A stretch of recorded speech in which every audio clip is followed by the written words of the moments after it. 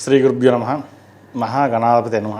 ఈ రోజున మనం ఒక టాపిక్ గురించి మాట్లాడుకుందాం అండి. వివాహ బంధం, అదేవిధంగా వివాహం ఎందుకు అవ్వడం లేదు దాని గురించి మాట్లాడుకుందాం. ఈ మధ్యకాలంలో భార్యాభర్తల మధ్య సఖ్యత అనేది ఇబ్బందికరంగా ఉంటుంది. గొడవలు రావడం, అది విడిపోవడం ఇటువంటివి జరుగుతున్నాయి.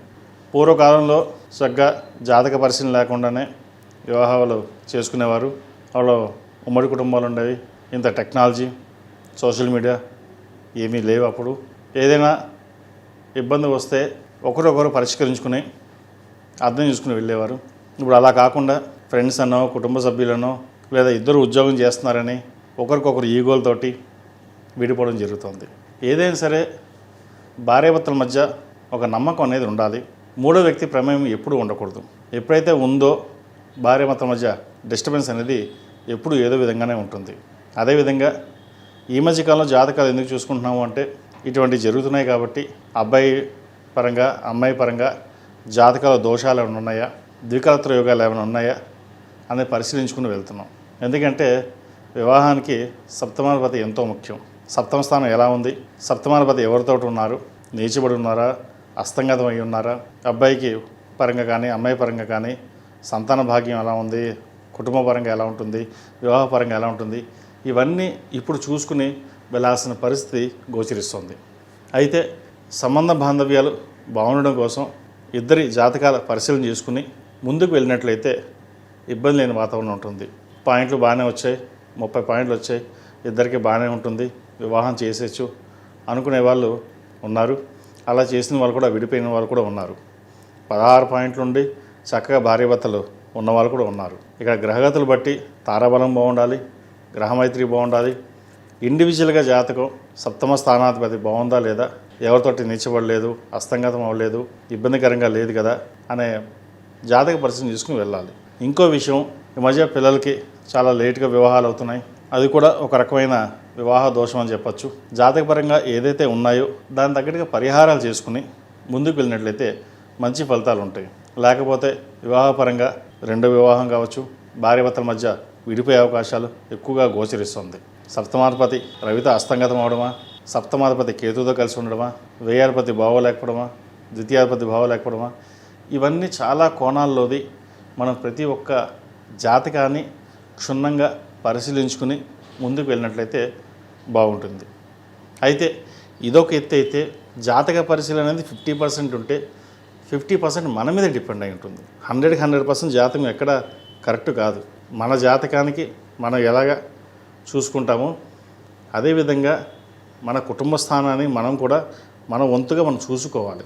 భార్యాభర్తల మధ్య ఎటువంటి ఈగో క్లాషెస్ లేకుండా ఒకరినొకరు అర్థం చేసుకుని ముందుకు వెళ్ళాలి. రెండవది, తల్లిదండ్రులు ఎంతో కష్టపడి పిల్లల్ని ఒక వృద్ధిలో తీసుకొచ్చి చదివించి చక్కగా వివాహం చేసే టైంకి నేను ఎవరినో ప్రేమిస్తున్నాను, లేదా వాళ్ళని చేసుకుంటాను, వీళ్ళని చేసుకుంటాను అనే ఎక్కువగా ఈ మధ్య వస్తున్నాయి. అయితే చేసుకోవడం తప్పు కాదు, కానీ జాతక పరిశీలన చేసుకుని ఏదైనా తల్లిదండ్రుల అంగీకారంతో ముందుకు వెళ్ళడం అనేది చాలా విశేషమైనది. మన సొంత నిర్ణయాలు తీసుకుని వివాహం చేసుకుని తర్వాత బాధపడే కంటే ముందుగా అన్నీ చూసుకుని పెద్దల అంగీకారం చేసుకుని వెళ్ళడం ఒక ఎత్తు. పెద్దల అంగీకారంతో వివాహం చేసుకున్న తర్వాత కూడా ఇబ్బందులు ఉంటున్నాయి. ఎందుకు అంటే ఒకరి అండర్స్టాండింగ్స్ తక్కువగా ఉండడం, ఈ సోషల్ మీడియాకి ఎక్కువగా ఎడిక్ట్ అవ్వడం ఈ మధ్యకాలంలో చాలా చూస్తున్నాం. నాకు ఎవరు అవసరం లేదు, అబ్బాయి మంచివాడు, అబ్బాయి తాగుబోదైనా నాకు పర్వాలేదు, నేను వాడినే పెళ్లి చేసుకుంటాను అనే కొంతమంది ఉన్నారు. పరిస్థితి ఎటు వెళ్తోంది, ఎటు అడుగులు వేస్తున్నాం. యువకులు ఏదైనా సరే ఒక నిర్ణయం తీసుకునేటప్పుడు ఉద్యోగంలో కానీ స్టడీస్లో కానీ ఒక ఏ సబ్జెక్ట్ తీసుకోవాలి, ఎటు వెళ్ళాలని పర్టికులర్గా ఆలోచించే యువత వివాహ సమయం వచ్చేసరికి ఎందుకు ఇలా తయారవుతున్నారు?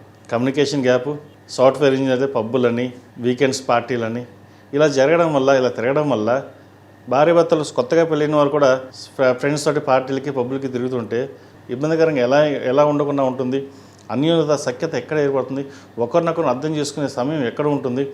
అమ్మాయి మన ఇంటికి వచ్చింది, అయ్యో పిల్ల మనం ఆలోచించి తన జాగ్రత్త చూసుకోవాలనే బాధ్యత అబ్బాయిది ఉంటే, అమ్మాయి అయ్యో మన ఇంటికి వచ్చాము, అబ్బాయిని తను చూసుకోవాలి అనే బాధ్యత అమ్మాయికి ఉండాలి. అది ఇద్దరికి సమానంగా ఉంటుంది. అంతేగాని ఒకరు ఎక్కువ ఒకరు తక్కువ అని కాదు. ఇంకోటి, ప్రతి చిన్న విషయానికి భూతద్దం పెట్టి చూడడం, ఇంకోరితో కంపారిజన్ చేసుకోవడం, ఇటువంటి పరిస్థితులు ఈ రోజున చాలా వరకు దాపురించాయి. ఇది చాలా బాధాకరమైన విషయం అని చెప్తున్నాను. నేను ఇది చెప్పడం కూడా కారణం ఏంటంటే ఏంటంటే భార్యాభర్తలు ఇద్దరు ఒకరు ఆలోచించుకుని ఏదైనా సమస్య ఉంటే పరిష్కారం చేసుకుని ముందుకు వెళ్ళాలి. ఇంకోటి ఆలస్య వివాహాలు అవ్వడం వల్ల కూడా చాలామంది ఇబ్బంది పడుతున్నారు కూడా. అది వారి గ్రహస్థితి కావచ్చు, లేదా పూర్వజన్మ ఇబ్బందులు కావచ్చు, లేదంటే పితృదోషం కావచ్చు, ఏదైనా సరే ఇటువంటి ఉన్నాయి. వాటికి తగిన పరిష్కారాలు జాతక పరిశీలన చేసుకుని కొంతవరకు ముందుకు వెళ్ళాలి. జాతక పరిశీలన ఎందుకు ప్రత్యేకంగా చెప్తున్నా అంటే ఇప్పుడున్న పరిస్థితుల్లో ప్రతి ఒక్కటి జాతకాన్ని బట్టి వెళ్తున్నాం. మునపటి రోజులు జాతకం లేవు కాబట్టి వాళ్ళు చక్కగా ఉన్నారు. కానీ ఇప్పుడు పరిస్థితి అలా కాదు. మన పిల్లలు మన మాట వినడం లేదు. వాళ్ళ ఇష్టం వచ్చిన దాంట్లో వాళ్ళు వెళ్తూ ఉంటారు. దాన్ని సరైన పద్ధతిలో పెట్టాల్సిన బాధ్యత తల్లిదండ్రులు ఉంటుంది. అదేవిధంగా తల్లిదండ్రుల బాధ్యత ఎంత ఉందో పిల్లలు కూడా తల్లిదండ్రుల మాట విని ఒక తాటికి వెళ్ళడం కోసం బాధ్యత కూడా వాళ్ళకి అంత ఉంటుంది. సమానంగా ఇద్దరి బాధ్యతలు ఉంటాయి. కాబట్టి ఇటువంటి విషయంలో ప్రతి ఒక్కటి ఆలోచించి నిర్ణయాలు తీసుకుని వెళ్ళాలి. చెడు వ్యసనాలకి, సోషల్ మీడియాకి ఎంత దూరంగా ఉంటే అంత మంచిది. నేను చాలా కాలం జాతకాలు చూస్తున్నాను, చాలా ఇబ్బందికరమైన విషయాలు కూడా చూస్తున్నాను. చాలా బాధ అనిపిస్తుంటుంది. ఎందుకు ఇలా అవుతుంది? ఈ మధ్యకాలంలో విడాకులు తీసే వాళ్ళ సంఖ్య చాలా ఎక్కువగా పెరిగిపోయింది. ఎందుకు పెరిగింది? జాతక ప్రభావం 50% ఉంటే 50% అనేది మన మీద డిపెండ్ అయి ఉంటుంది. మీరు 100% జాతకం ఎక్కడా కాదు, మన మీద డిపెండ్ అయి ఉంటుంది. మనం కరెక్ట్గా ఉంటే ఎటువంటి ఇబ్బందులు ఉండవు. ఒకరినొకరు అర్థం చేసుకుని, అండర్స్టాండింగ్ చేసుకుని, భార్యాభర్తల మధ్య ఈగో క్లాషెస్ లేకుండా వెళ్తే ఎటువంటి ఇబ్బంది లేదు. కానీ అటువంటివి ఏం పట్టించుకోకుండా ఎవరో ఏదో చెప్పారు, అది చెప్పారు, ఇది చెప్పారు, అందుకే ఇలాగైందేమో అన్న ఆలోచనలు ఎక్కువగా ఉంటుంది. పెళ్లి కాకుండా ఇబ్బంది పడే వాళ్ళు ఎంతమంది ఉన్నారు, పెళ్ళైన తర్వాత విడిపోయిన వాళ్ళు కూడా అంతమంది ఉన్నారు. పెళ్లి కాని వాళ్ళు ఎంతమంది ఉన్నారు.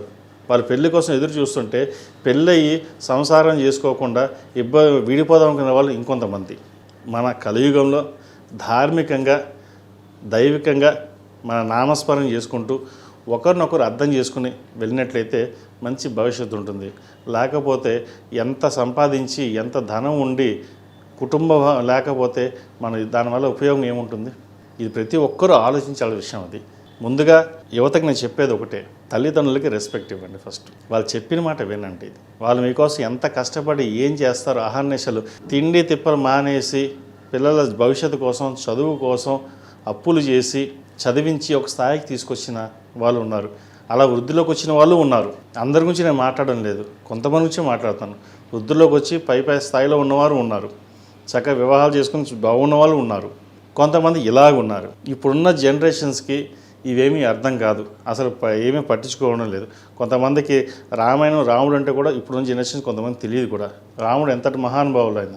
శ్రీరామచంద్రమూర్తి అంటే నిజంగా ఆయన ధర్మ మార్గం, అన్నదమ్ముల మధ్య సఖ్యత ఎలా ఉండాలి, రాజ్యపాలన ఎలా ఉండాలి, రాజు ఎలా ఉండాలి, భార్యాభర్తల మధ్య ఎలా ఉండాలి నేర్పించిన ఆదిపురుషుడు. శివపార్వతుడు ఆది దంపతులు.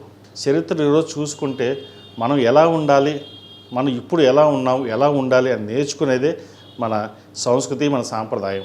మన విదేశాల్లో అక్కడున్న తెలుగు వారందరూ సాంప్రదాయాలకి చక్కగా విలువనిస్తుంటారు. మనం ఇక్కడ వచ్చేసరికి మోడర్న్గా వెళ్తున్నాం. ఒకటి. రెండవది, మేము ప్రేమించుకున్నాం, పర్వాలేదు, మేము పెళ్లి చేసుకుంటాం, ప్రేమించుకున్న వాళ్ళు బాగానే ఉన్నాం కదా, పెళ్లి చేసుకుంటే ఏమవుతుందని కొన్ని క్వశ్చన్స్ కూడా ఉంటాయి. భార్యాభర్తల మధ్య ఇద్దరు జాతకాలు చూసుకున్న తర్వాత వారి కలత్రయోగం బాగుందా లేదా చూసుకోవడం ఒక ఎత్తు. ఎప్పుడైతే భార్యాభర్తలు అయ్యారో అప్పుడు జాతకాలు మారుతాయి. దాని తగ్గట్టుగా ముందుగా పరిహారాలు చేసుకోకపోతే ఇద్దరి పరంగా నష్టపోయే అవకాశం ఎప్పుడూ ఉంటుంది. అది అంతిమంగా చెప్పేది ఏంటంటే, వివాహ బంధంలో జాతక పరిశీలన ఎంత ఉన్నా సరే ప్రప్రదంగా భార్యాభర్తలకు సఖ్యతో ముందుకు వెళ్ళడం ఒక ఎత్తు. వివాహం కాని వారు జాతక పరిశీలన తీసుకుని ముందుకు వెళ్ళడం. ప్రేమ వివాహం సంబంధించిన విషయ వ్యవహారాల్లో తొందరపడి నిర్ణయాలు తీసుకోకుండా పెద్దల సలహాలు తీసుకుని ముందుకు వెళ్ళడం చెప్పదగిన సూచన. సర్వే జనా సుఖినో భవంతు, లోక సమస్తా సుఖినో భవంతు. ఓం శాంతి శాంతి శాంతి.